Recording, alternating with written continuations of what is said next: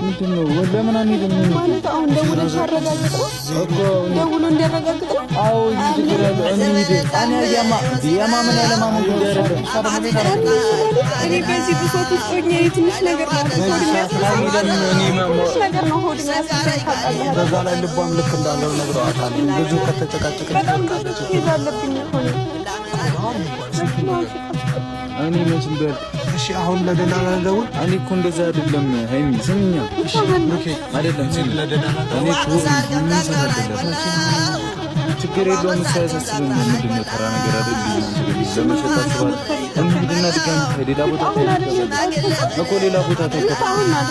ሌላ ቦታ ታይላንድ ነው ተምቻ ማረና ሰዓት ወራውጥ ተሰጣት